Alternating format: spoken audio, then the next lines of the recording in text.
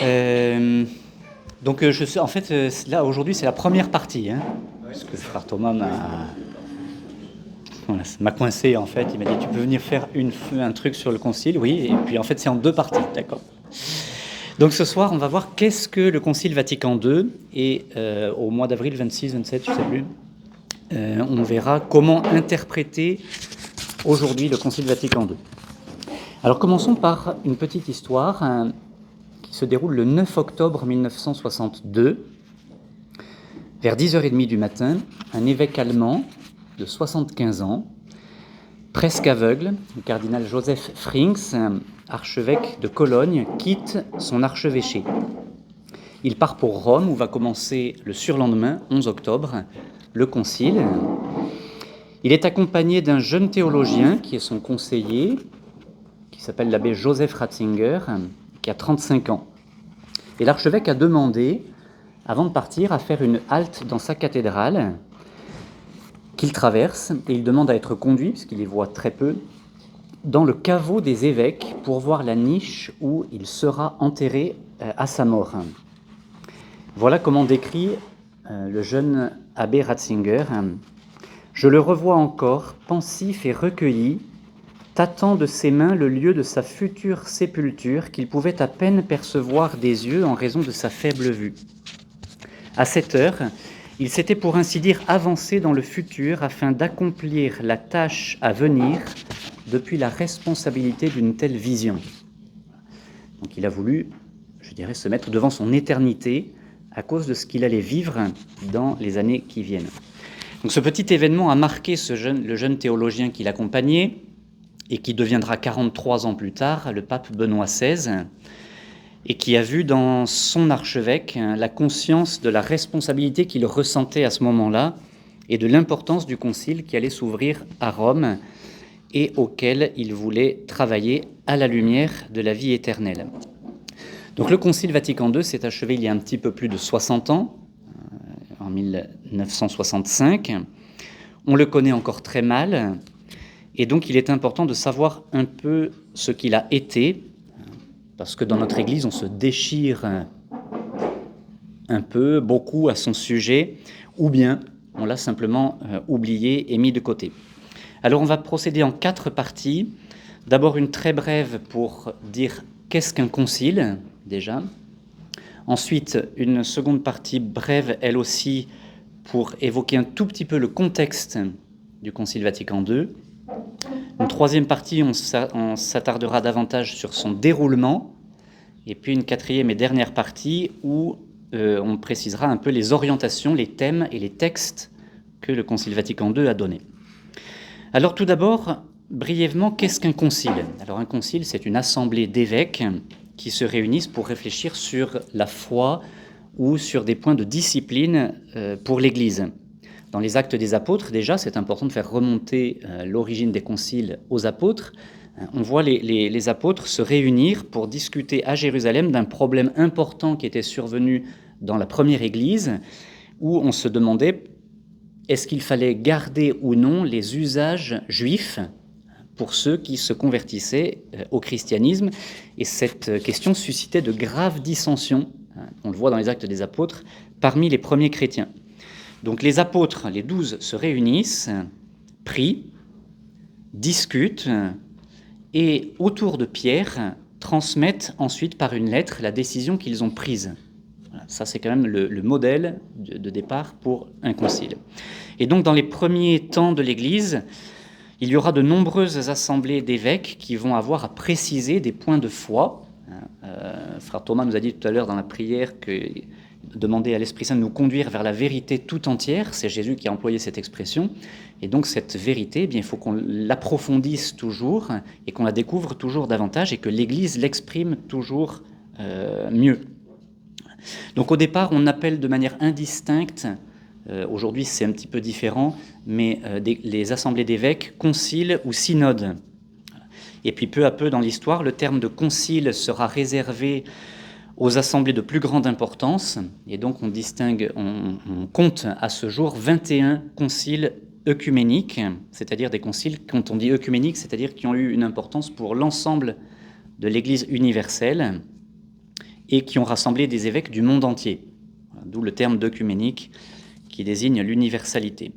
Alors, j'évoque très rapidement quelques-uns des premiers conciles. On a fêté en 2025 les 1700 ans du premier concile œcuménique, le concile de Nicée, qui a eu lieu en 325 et qui a précisé le dogme concernant Jésus, fils de Dieu. Donc il est Dieu, né de Dieu, lumière, né de la lumière, vrai Dieu, né du vrai Dieu, consubstantiel au Père. Quelques années plus tard, en 381, le symbole de Nicée est complété un peu au concile de Constantinople, d'où le symbole de Nicée-Constantinople. Et le concile de Constantinople va nous préciser la doctrine sur le Saint-Esprit et donc finaliser un peu le symbole que l'on proclame aujourd'hui. En 431, on a le concile d'Éphèse qui va définir comme Marie comme mère, la Vierge Marie comme mère de Dieu. Et 20 ans plus tard, en 451, le concile de Chalcédoine qui précise encore le dogme sur le Christ. Ce sont des conciles qui sont fondamentaux en proclamant que Jésus est pleinement Dieu et pleinement homme. Et qu'il est une seule personne divine qui a la nature divine et la nature humaine. Voilà. Bon, les siècles suivants, on ne va pas faire l'histoire des conciles, ce n'est pas le sujet, mais les siècles suivants vont donc voir se réunir aussi un certain nombre de conciles. Je termine pour finir ce bref panorama par les deux derniers avant Vatican II. Donc d'abord de 1545 à 1563 aura lieu le concile de Trente, donc, qui se réunit par période, vous voyez que ça s'étale sur presque 20 ans, et qui était rendu nécessaire pour répondre aux erreurs protestantes qui se répandaient en Europe. Et donc ce concile a été très important, le concile de Trente, pour préciser la doctrine sur les sacrements, en particulier sur l'Eucharistie comme sacrifice, et sur la présence réelle avec le dogme de la transsubstantiation, le changement du pain dans le corps du Seigneur et du vin dans le sang du Seigneur. Il a précisé aussi le dogme sur le péché originel, voilà. Puis la doctrine des indulgences, le culte des saints, etc. Et alors il faut évoquer que c'est à la suite du Concile de Trente que le pape Saint Pie V donnera une nouvelle édition du missel pour la célébration de la messe, édition du missel qui, déjà 40 ou 50 ans après, connaîtra certains développements, certaines évolutions par les papes, et sera au fur et à mesure, à plusieurs reprises, complété et enrichi. Et puis enfin, le premier concile du Vatican, qui s'est déroulé à Rome en 1869 et 1870. Il a été convoqué par le pape Pie IX et il a été interrompu par la guerre d'unification de l'Italie, lorsque les troupes italiennes ont envahi la ville de Rome en 1870. Voilà, et donc ce concile a donné deux textes importants. Le premier sur le lien entre la foi et la raison, donc parlait de la révélation, et le second sur le ministère du pape, qui a donné notamment la définition dogmatique de l'infaillibilité pontificale. Donc plusieurs thèmes à ce concile, on appelle aujourd'hui Vatican I, sont restés en suspens parce que en fait, le concile devait réfléchir sur beaucoup d'autres thèmes mais a été arrêté. Il devait réfléchir par exemple sur la mission des évêques, sur la vie du clergé, sur les missions, sur l'Église. Voilà, et donc tout ça n'a pas pu être traité. Voilà, et est resté un peu suspendu. Alors on s'arrête là pour notre première partie, mais ce qui est essentiel pour comprendre Vatican II, c'est déjà de bien saisir que ce concile s'inscrit dans la longue histoire des conciles et dans une longue tradition. Et tous les conciles qui ont précédé le concile Vatican II demeurent actuels, dans toutes leurs dispositions qui concernent la foi. Alors pour ce qui concerne la discipline, il y a des choses qui peuvent changer, mais pour tout ce qui concerne la foi, les conciles qui précèdent Vatican II demeurent actuels, c'est très important. Un concile n'en efface pas un autre. Un concile s'inscrit dans la continuité avec cette histoire de l'Église et dans cette continuité du développement de la compréhension de la foi. Alors approchons-nous maintenant, deuxième partie du Concile Vatican II, pour voir un petit peu le contexte et présenter très rapidement quelques traits du contexte dans lequel le Concile Vatican II va se dérouler. Donc on sait que la Seconde Guerre mondiale s'est achevée une vingtaine d'années auparavant. a redessiné beaucoup les équilibres mondiaux. La guerre froide voit le monde qui est divisé en deux blocs, l'Est et l'Ouest. Sur le plan géopolitique, il faut évoquer par exemple la création de l'État d'Israël en 1948 et les tensions qui sont déjà vives avec les États arabes autour. Et donc rien que ça, par exemple, ça aura des répercussions sur le Concile Vatican II quand on va parler des Juifs, quand on va parler des musulmans, parce qu'on a des évêques qui viennent d'endroits très divers. On a des évêques qui viennent de pays arabes, on a des évêques qui viennent des États-Unis. Voilà. C'est aussi en plein concile qu'aura lieu en 1962 la crise des missiles entre les États-Unis et Cuba. Et donc ça aussi, ça aura des implications sur la manière dont on parlera de la paix entre les nations. Alors évidemment, ce qui est le plus important, c'est le contexte. Ça, c'est le contexte géopolitique, mondial. Le plus important, c'est le contexte de l'Église. Et on voit déjà en ces années une crise de la foi qui commence fortement. On en voit les germes, même si elle se déploiera de manière beaucoup plus visible et considérable après le Concile. Donc ça, on en reparlera le mois prochain. Mais pour vous donner une petite idée, déjà en Occident, le nombre de vocations s'est effondré déjà bien avant le Concile Vatican II. Je vous donne quelques chiffres. En 1950, on ordonne en France un peu plus de 1000 prêtres par an. En 1950. En 1960, 10 ans plus tard, donc le concile n'a pas eu lieu encore, un peu moins de 600. Vous voyez qu'il y a une division de presque par deux avant le concile Vatican II. En 1970, on sera à 285. Bon, aujourd'hui, on est à 80, 100 selon les années. Bon. Voilà, pour dire que la crise a commencé déjà. Alors, c'est aussi une période où on a un fort foisonnement théologique dans beaucoup de domaines. Le domaine de l'œcuménisme, l'action catholique, alors ça ne dit pas grand-chose souvent, déjà à ma génération ça ne disait pas grand-chose, alors à la vôtre peut-être encore moins. L'action catholique, c'était le développement de l'apostolat des laïcs dans les milieux de vie où ils étaient, où ils travaillaient. Un mouvement marial avec un fort développement du culte marial, de la spiritualité mariale. La redécouverte aussi de sources bibliques. Bon, en 1947-48, on découvre des tas de manuscrits autour de la mer Morte qui vont beaucoup à Qumran. Voilà, ce qui va donner une forte impulsion aussi à la théologie biblique, patristique. Bon, voilà. Et puis l'éclosion aussi de beaucoup de mouvements d'église après la Seconde Guerre mondiale. Puis ça se poursuivra après le Concile. Et pour terminer cette partie sur le contexte, il faut mentionner aussi ce que l'on a appelé, qui est très important, le mouvement liturgique. Donc le mouvement liturgique, c'est un mouvement intellectuel et spirituel qui a surtout le désir de comprendre de manière plus profonde le mystère de la liturgie pour le vivre mieux. Voilà.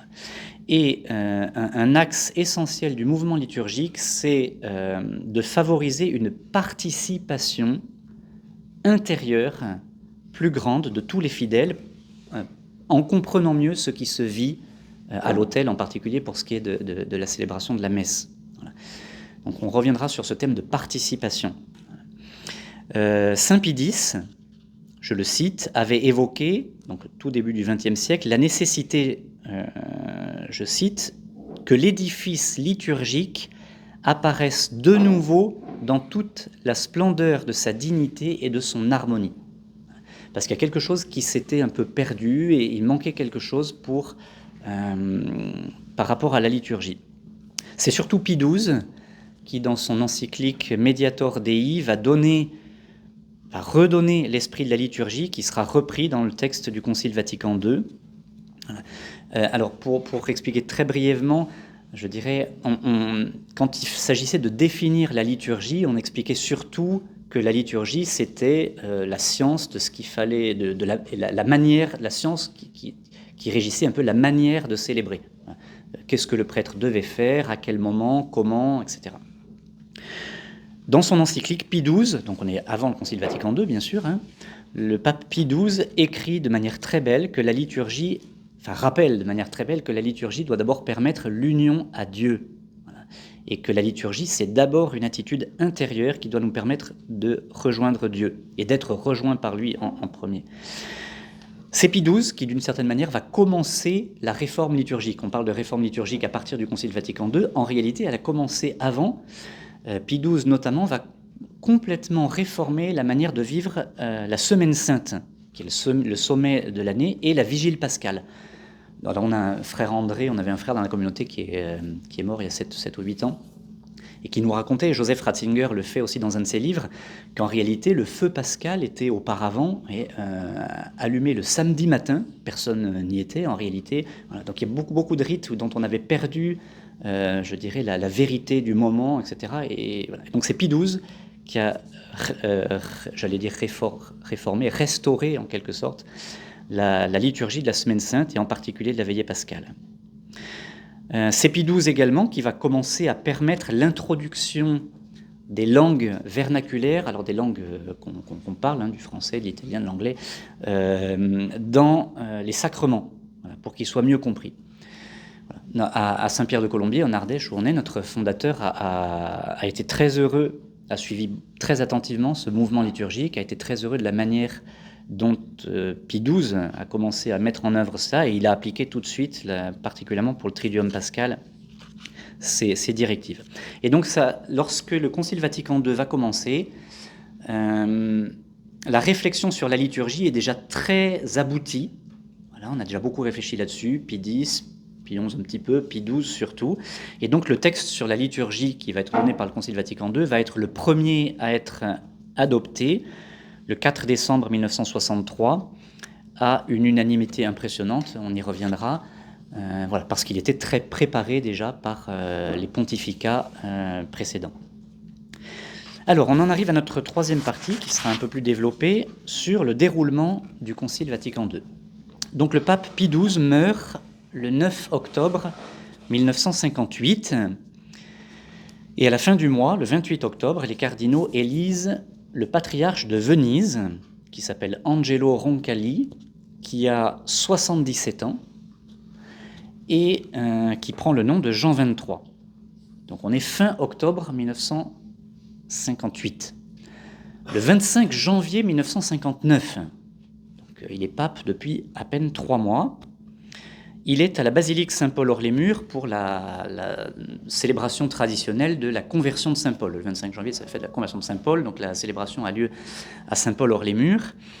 Et ça clôt aussi la semaine de prière pour l'unité des chrétiens. Et au terme de cet office, Jean XXIII réunit dans le cloître de la basilique les cardinaux qui sont là, ils sont 17, et il leur annonce, à la surprise générale, qu'il a décidé de convoquer un concile œcuménique. Voilà ce qu'il dira plus tard. Le premier à être surpris de ma proposition, ce fut moi-même, sans que personne m'eût donné quelques indications, et dire que tout me parut après si naturel dans son développement immédiat et constant. L'idée du concile n'a pas mûri en moi comme le fruit d'une méditation prolongée, mais comme la fleur spontanée d'un printemps inespéré. Il était poète à ses heures. Bon. Voilà, alors on s'agite, parce qu'un concile œcuménique, il n'y en avait pas eu depuis 1870, et préparer un concile, c'est quand même pas rien. Alors, Jean XXIII souhaite que la préparation du concile ne soit pas trop minutieuse.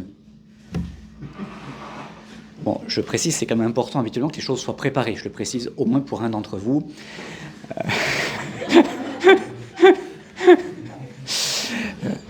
Moi, j'aime beaucoup que les choses soient très préparées. Frère Thomas, il aime bien qu'il y ait un peu... Bon, Jean XXIII est un peu comme Frère Thomas. Heureusement, Paul VI va arriver après. Bon. Alors, il a raison. Il veut que tout ne soit pas ficelé pour que les évêques restent libres au moment du concile et que, voilà, il dit les évêques ne doivent pas arriver et qu'on leur fasse simplement voter ce qui a été écrit et préparé et puis retourner chez eux ensuite. Voilà. Donc, il dit il faudrait que ce concile commence vite, né en 1959. Alors, vite pour l'Église et pour un concile, il faut... Voilà. Donc, il dit le concile démarrera en 1963. Alors, on lui dit quoi ? C'est impossible de démarrer le concile en 1963. Il dit si c'est impossible, on le démarrera en 1962. Voilà. Et c'est ce qui va se faire. Voilà, c'est ce qui va se faire. Quand on lui demandera un jour, alors Jean 23 c'est quelqu'un qui a beaucoup d'humour, quand on lui demandera un jour qu'est-ce qu'il attend du concile, il se lèvera, il s'approchera de la fenêtre, qu'il ouvrira et il dira un grand bol d'air frais. Jean 23 est cependant, sous ses dehors un peu drôles, Jean 23 est un homme très spirituel et très profond. Il dira au cardinal Suenens, « Une fois que le concile sera commencé, je sais bien la tâche qui me sera réservée, souffrir. » Vous voyez que s'il a de l'humour, il comprend bien aussi le sérieux et le poids de sa charge. Donc en juin 59, on envoie environ 3000 lettres aux évêques, aux universités catholiques, aux supérieurs d'instituts religieux, pour leur demander d'exprimer ce qu'ils attendent du concile, quel thème ils souhaiteraient voir abordé. Voilà. Bon, on recevra plus de 2000 réponses. On aménage aussi la basilique Saint-Pierre. Bon. Voilà. Et après donc un peu plus de 3 années de préparation seulement, j'insiste sur le seulement, même si ça peut nous paraître c'est bref, le Concile Vatican II s'ouvre dans la basilique Saint-Pierre de Rome le 11 octobre 1962. Donc la célébration liturgique dure 3 heures. On a plus de 2500 évêques. Il y en avait 750 à peu près à Vatican I. L'Église s'est considérablement étendue, notamment avec les missions du XIXe siècle, etc. Donc aujourd'hui, on a environ 2000 à 2500 évêques à ce moment-là. Des ambassadeurs étrangers, des représentants d'organismes internationaux, etc., qui sont là. Et au terme de cette célébration, le pape Jean XXIII va prononcer un discours très important qui est resté dans l'histoire et qui donne vraiment le ton du concile. Je vous lis juste ces quelques mots de ce concile, qui sont de ce discours. Ce qui est très important, dit Jean XXIII, pour le concile œcuménique, c'est que le dépôt sacré de la doctrine chrétienne soit conservé et présenté d'une façon plus efficace. Il faut que cette doctrine certaine et immuable, immuable ça veut dire qu'il ne change pas, cette doctrine qui doit être respectée fidèlement soit approfondie et présentée de la façon qui répond aux exigences de notre époque. En effet, autre est le dépôt lui-même de la foi, c'est-à-dire les vérités contenues dans notre vénérable doctrine, et autre est la forme sous lesquelles ces vérités sont énoncées, en leur conservant toutefois le même sens et la même portée. Vous voyez la précision de Jean XXIII. Il faut que le dépôt de la foi demeure, il est immuable, on ne le change pas, mais il faut qu'on voit comment le présenter d'une manière plus accessible aux hommes de notre temps, dans la fidélité à ce dépôt. Alors, à ce moment-là, ça peut paraître surprenant, on ne sait pas du tout combien de temps durera le concile. Voilà. Les évêques du monde entier sont convoqués pour des sessions. Alors évidemment, les évêques ne peuvent pas quitter leur diocèse pendant très longtemps. Donc on les convoque pour une première session qui va durer environ 2 mois. On commence le 11 octobre et puis ça se terminera vers la mi-décembre. Et voilà. Donc chaque année, ils vont passer environ 2 mois à Rome pour réfléchir. Donc rapidement, l'organisation, les séances ont lieu le matin avec tous les évêques dans la basilique Saint-Pierre au cours de la semaine. C'est là qu'on discute des textes, des amendements, c'est-à-dire des propositions de modification, qu'on écoute les interventions, qu'on procède au vote. Et comme ça, l'après-midi, les évêques ont le temps à Rome de lire les textes qui ont été préparés, d'échanger entre eux, de se rencontrer, de rédiger leurs interventions au concile, etc. Je souligne que toutes les interventions se font en latin, bien sûr. Il y a un évêque américain qui arrivera au concile qui, n'ayant rien compris, dit « Je repars, je reviendrai l'année prochaine quand j'aurai appris le latin. » Bon. Aujourd'hui, on serait bien embarrassé s'il fallait fonctionner en latin.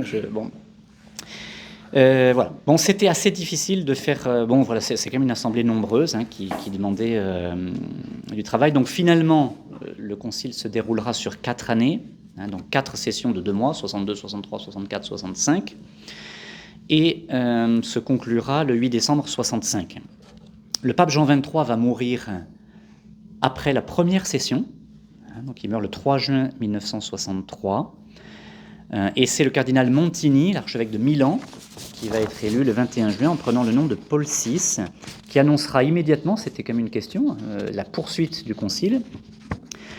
Alors, ce sont deux papes extrêmement différents l'un de l'autre. On dit, c'est amusant, de ces deux papes, que Paul VI n'aurait jamais osé ouvrir le concile et que Jean XXIII n'aurait jamais réussi à le terminer. Voilà. Donc ça montre, c'est une petite anecdote qui montre que l'Esprit Saint agit. Voilà. Ils avaient des tempéraments très différents. Et alors ça, c'est Ratzinger qui dit ceci. Malgré des tempéraments différents, Paul VI se situait sur la même ligne que Jean XXIII, qui disait de lui-même, donc c'est Jean XXIII qui disait de lui-même qu'il était le pape tant de ceux qui appuient sur la pédale d'accélérateur que ceux qui appuient sur la pédale de frein. Voilà. Voilà. Et ils ont eu tous les deux le souci de cette écoute, voilà, de ceux qui voulaient accélérer et de ceux qui voulaient freiner, parce qu'il y avait, on va y revenir un petit peu. Donc les débats, bon, il est impossible de rentrer dans le cadre des débats précisément, mais les débats ont été passionnants. Pour les évêques, c'était quelque chose d'extrêmement enrichissant de se trouver d'un seul coup pendant 2 mois dans la ville éternelle avec des évêques du monde entier. Voilà, c'était quelque chose d'absolument extraordinaire. L'Afrique, l'Amérique latine, l'Asie, les pays qui étaient sous le joug communiste, un certain nombre ont pu venir aussi. Enfin, c'était quelque chose d'extraordinaire. Et une expérience de la présence de l'Église universelle, d'une vraie, authentique, profonde fraternité aussi, qui se vivait. Voilà. Certaines discussions ont été très difficiles. Il ne faut pas le cacher non plus. Je vous mentionne un des épisodes les plus dramatiques, entre guillemets, qui a concerné le débat sur la curie romaine et le Saint-Office. Bon, la curie romaine, c'était un appareil. Vous voyez, encore 60 ans après, on parle de réforme de la curie. Bon, peut-être qu'on en parlera encore pendant 2 siècles. Bon, mais bon. Et donc certains voulaient réformer un peu violemment la curie, et puis ceux qui faisaient partie de la curie, ils étaient quand même au service du pape. Voilà. Et en particulier, on avait quelqu'un que j'aime beaucoup, le cardinal Ottaviani, qui était préfet, ce qu'on appelle du Saint-Office. C'est les méchants, c'est l'Inquisition, ceux qui gardent la doctrine. Voilà. En fait, ils sont absolument nécessaires, c'est très important. Et donc lui, il était déjà très âgé. Et voilà. Et le cardinal Frings, celui dont on a parlé en introduction, auquel le jeune abbé Ratzinger avait un peu préparé le discours, le cardinal Frings a mis un pavé dans la mare et a lancé certaines, pas accusations, mais bon, il a dénoncé et critiqué en termes assez sévères le fonctionnement du Saint-Office. Et le pauvre cardinal Ottaviani, qui était à la tête du Saint-Office, prit la parole à son tour. Alors je vous lis la description qu'en fait Antoine Wenger, qui était assomptionniste et qui était présent, qui a rapporté les chroniques du Concile. Le cardinal Ottaviani était sous le coup d'une émotion violente. Ses premières paroles entrecoupées de sanglots étaient à peine intelligibles. « J'élève, s'écria-t-il, une protestation solennelle contre les paroles qui viennent d'être dites contre la suprême congrégation du Saint-Office, dont le président est le souverain pontife lui-même. » Voilà. Bon, donc il y a eu des heurts au moment du Concile.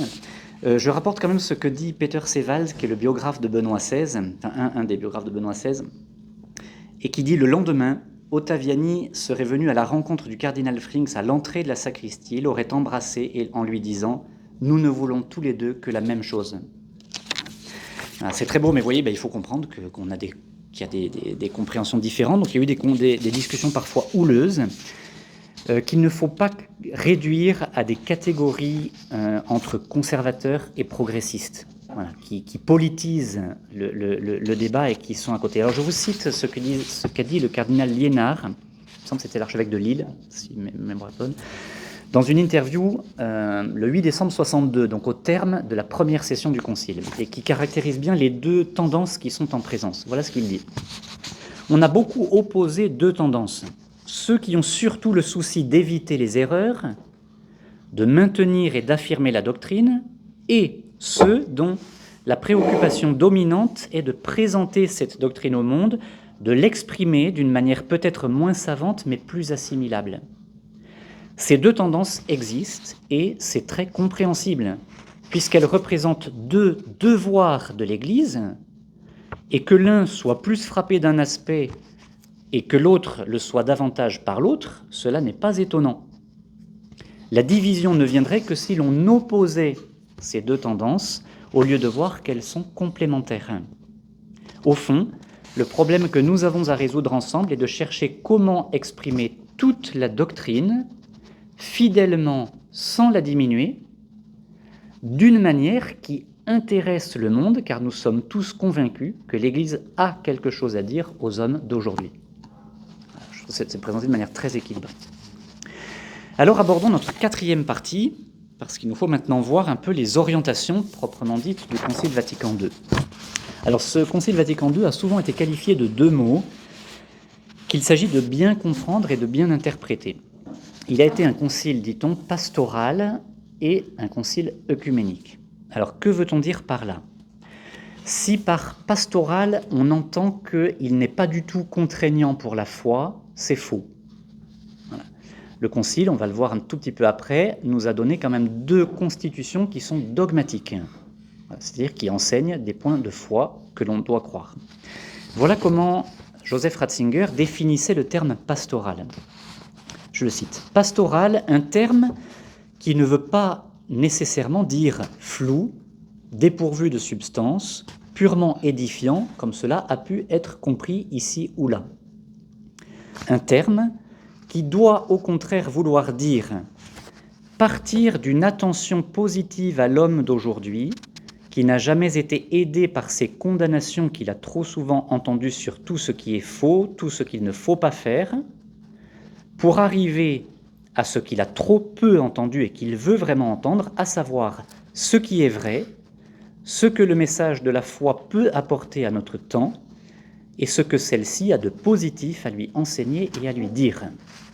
C'est une très belle définition de pastoral, c'est-à-dire d'agir en pasteur. Et puis voilà ce qu'il ajoutait sur le second terme, le terme œcuménique.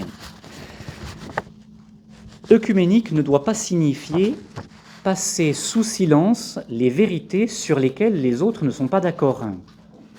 Voilà. C'est ce qui se fait parfois, mais œcuménique, ça ne signifie pas ça. Ce qui est vrai, dit Ratzinger, doit être dit ouvertement, sans dissimulation. La vérité intégrale est une partie de l'amour intégral. Œcuménique devrait plutôt vouloir dire cesser de voir les autres purement comme des adversaires contre lesquels il faut se défendre, mais essayer plutôt de les reconnaître comme des frères à qui l'on parle et de qui l'on a aussi à apprendre. Œcuménique devrait encore signifier être attentif à la vérité que l'autre possède, à l'élément profondément chrétien qu'il lui est donné de représenter, quand bien même il est séparé de nous, ou qu'il se trompe par ailleurs. Alors, on dit parfois que le Concile Vatican II n'a proféré aucune condamnation.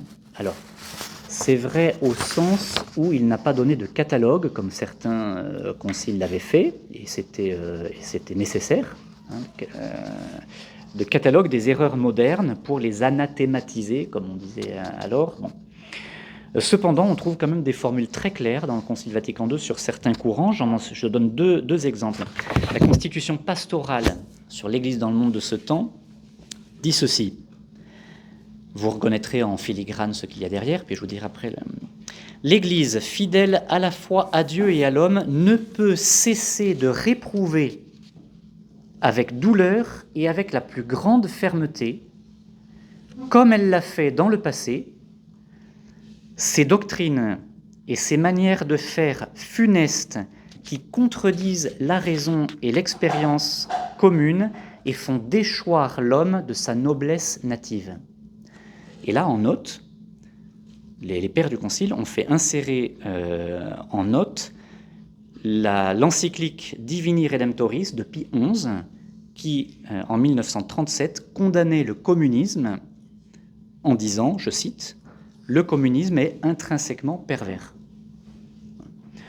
Donc, si vous voulez, le Concile Vatican II n'avait pas besoin de réécrire dans le texte le communisme est intrinsèquement pervers, mais il dit l'Église fidèle à Dieu ne peut cesser de réprouver comme elle l'a fait par le passé avec la plus grande fermeté, voilà, et elle met en note, entre autres, donc on a une condamnation très ferme de certains courants.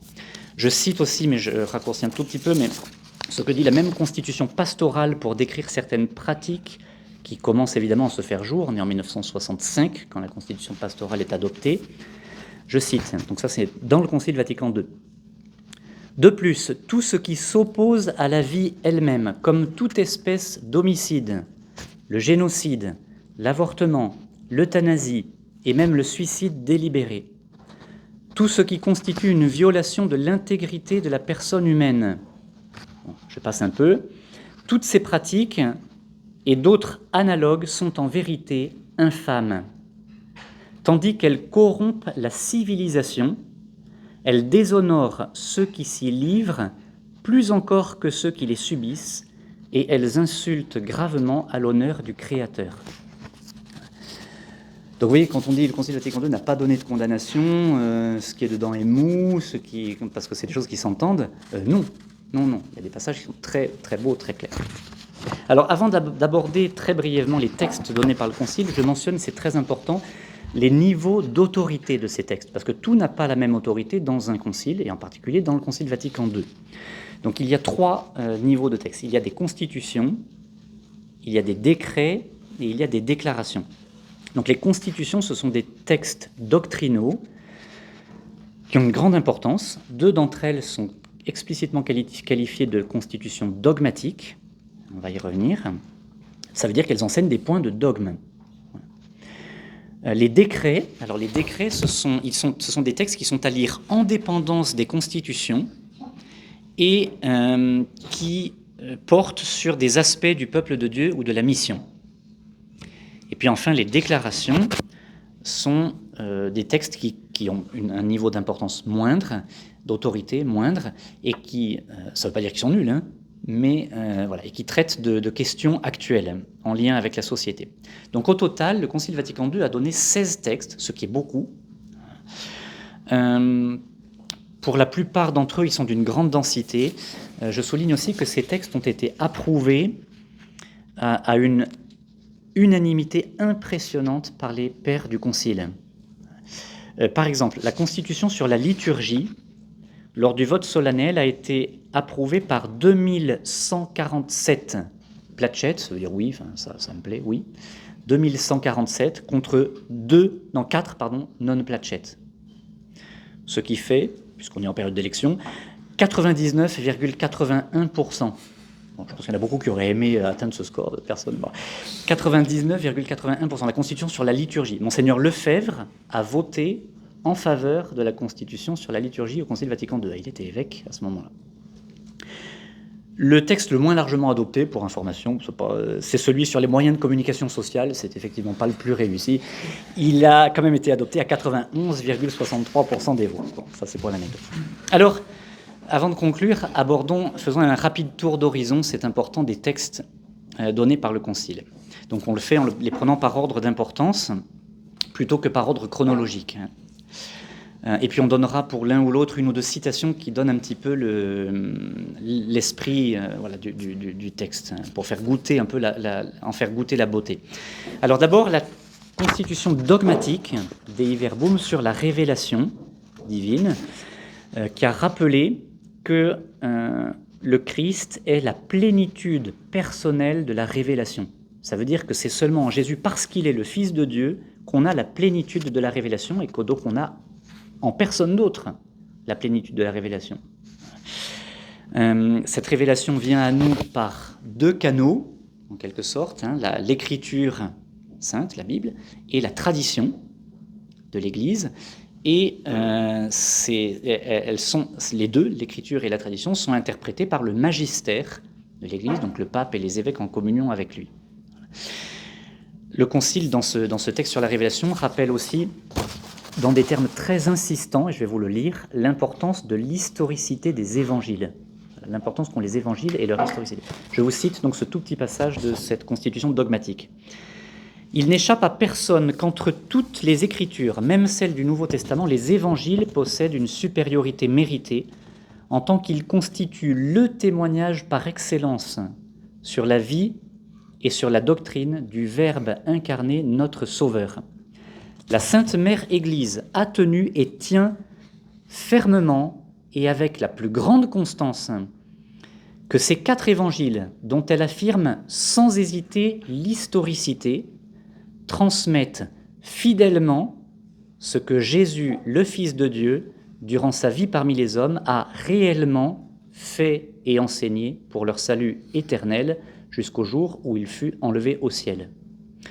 Je parlerai presque de la lourdeur. Vous avez fait attention, hein, la Sainte Église a tenu et tient fermement, avec la plus grande constance, ces évangiles dont elle affirme sans hésiter l'historicité, transmettent fidèlement ce que Jésus a réellement fait et enseigné. Bon, c'est difficile d'enfoncer davantage le clou.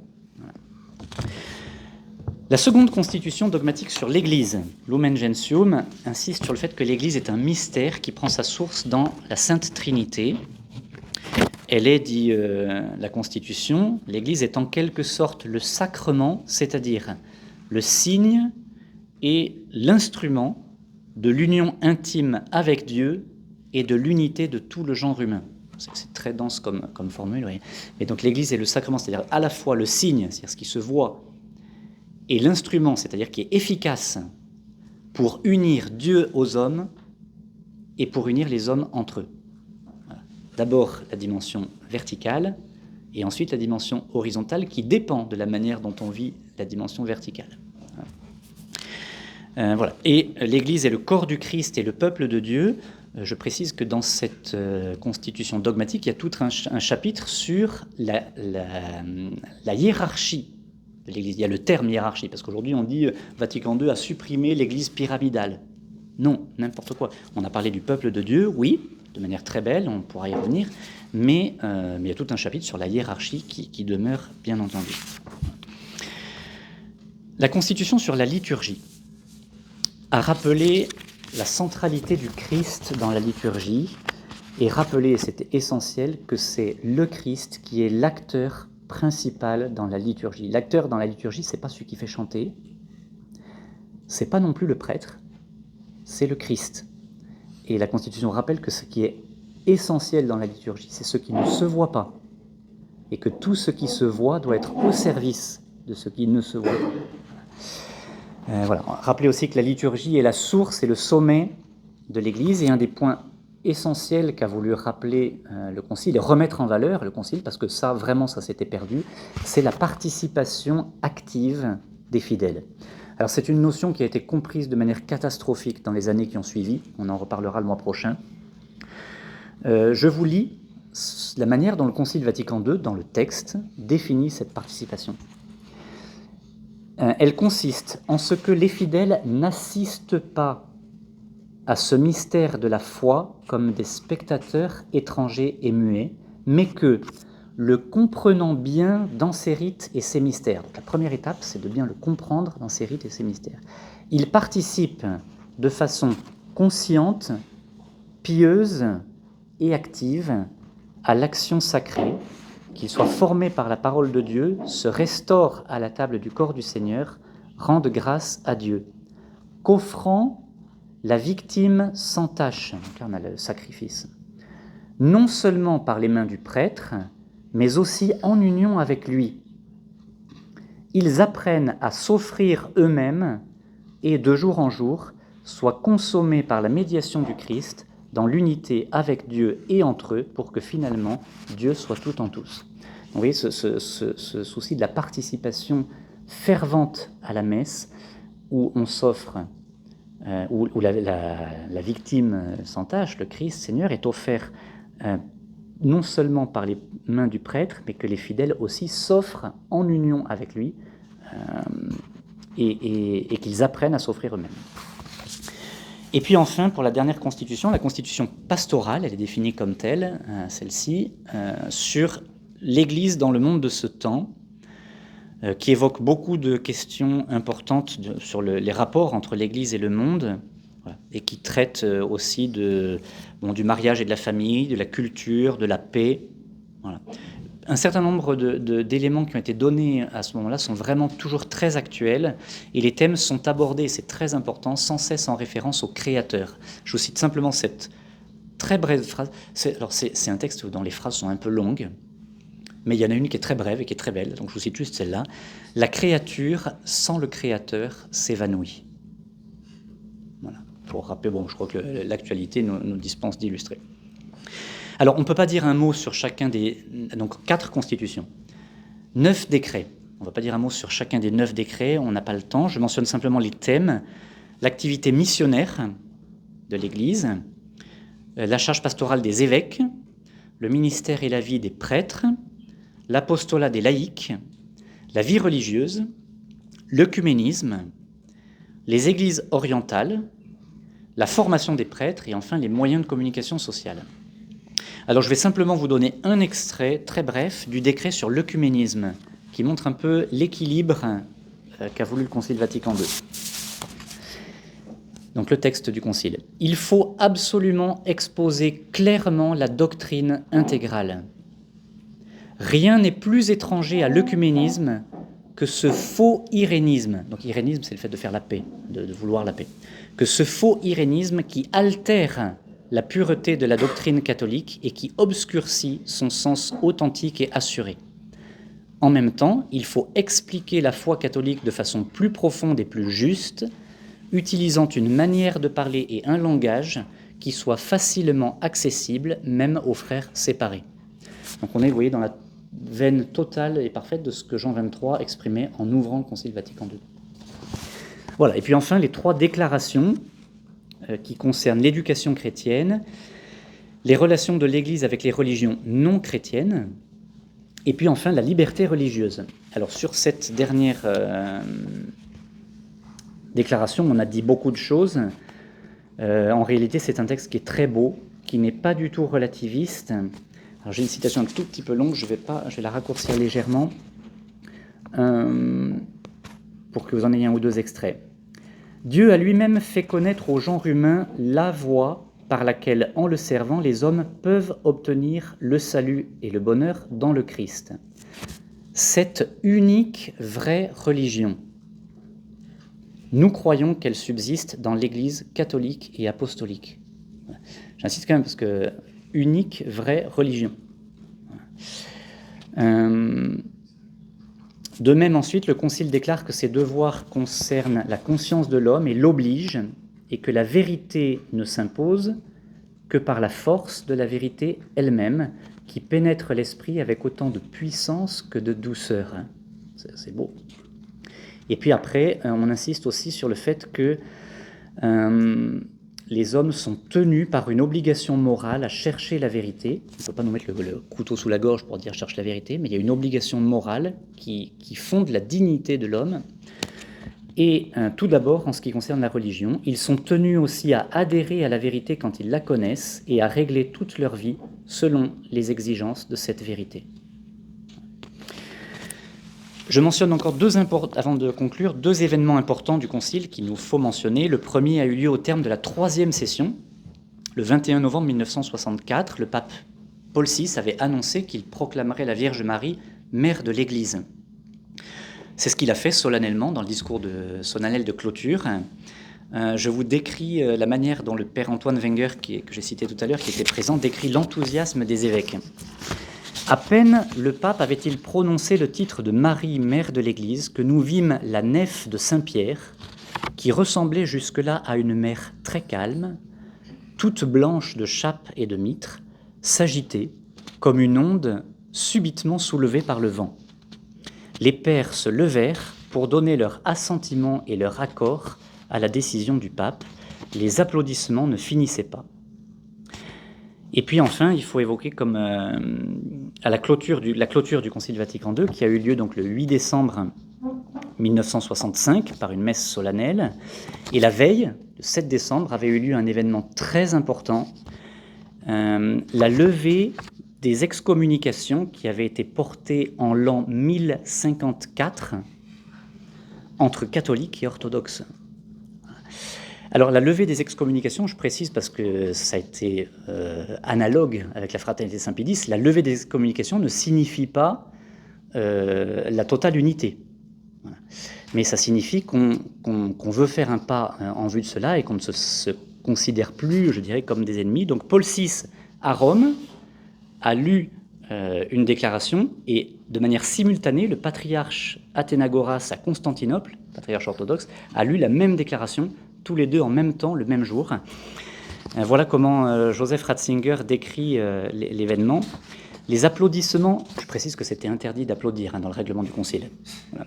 C'est pour montrer que ce n'était pas habituel quand même et que ça soulignait l'importance de l'événement et la joie que ça a donné à tous les évêques et les pères du concile. Les applaudissements à tout rompre qui accompagnèrent le baiser de paix symbolique entre le pape et le métropolite Méliton d'Héliopolis, le représentant d'Athénagoras, ne furent étouffés que par l'émotion qui ne pouvait manquer de saisir en cet instant historique chacun des participants.